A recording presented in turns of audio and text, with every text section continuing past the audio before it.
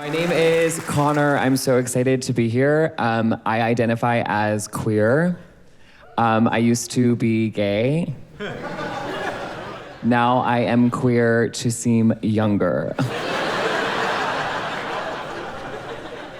My dad is very inspirational to me because he grew up like very poor and then he worked his way out of poverty by marrying my mother. So when I was a kid, he was a stay-at-home dad, and my mom was a lawyer for big pharmaceutical companies. So if I did bad at school, teachers would be like, I'm gonna call your mom. And I think, unless you're like suing Pfizer, she's like not gonna talk to you. I have two brothers, and both of them are gay. If you're like, that's because your dad didn't work, I agree with you. People sometimes hear that and they're like, oh my God, 3 gay kids, 1 family. Did you like make that up for your joke? No, God made that up for the joke. People also sometimes kind of say like, of the 3 of you, which one is like the gayest? And I do think it's rude to ask questions you know the answer to. I am the gayest because my older brother is a lawyer and my younger brother is kind.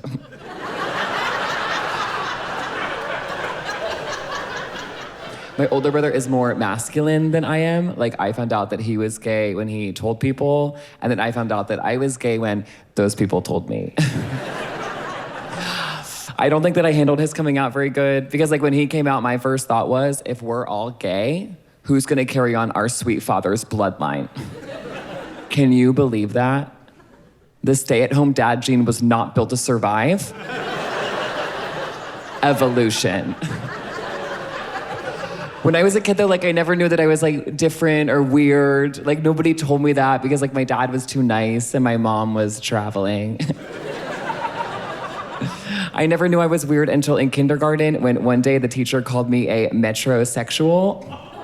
Yeah, because I was the only kid to sign up for photo retake day.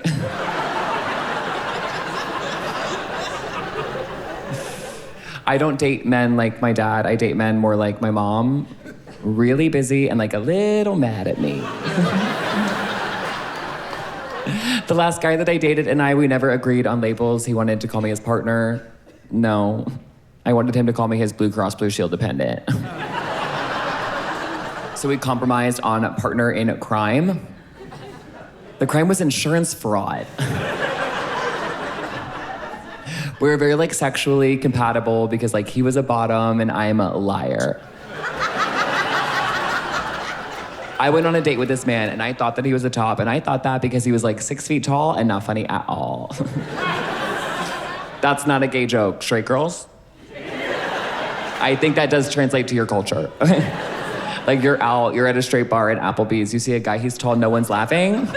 You're gonna spend the night learning about crypto. I don't know, I feel like when you're straight, like one way that your lives are easier is like your role in sex is very clear.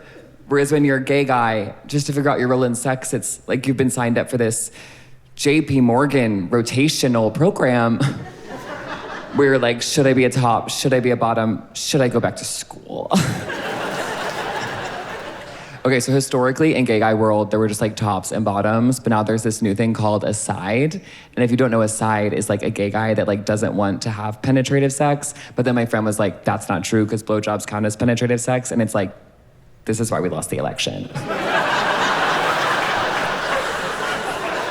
Because gay guys, we are screaming about blowjobs instead of uniting over what we have in common, which is that like none of us can read. People often say they want a guy with a big dick, kind of like how people say they want like a Peloton.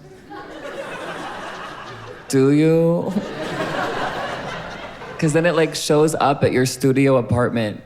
You take one look at it and you're just like, where's this gonna go?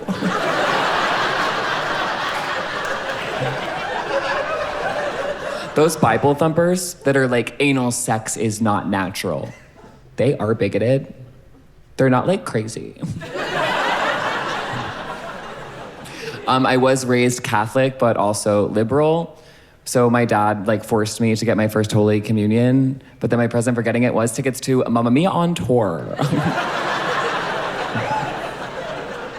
My favorite thing that my dad ever did was one time he took my brothers and me on a boys trip down south so he could see the Atlanta Braves and we could see where they filmed The Notebook.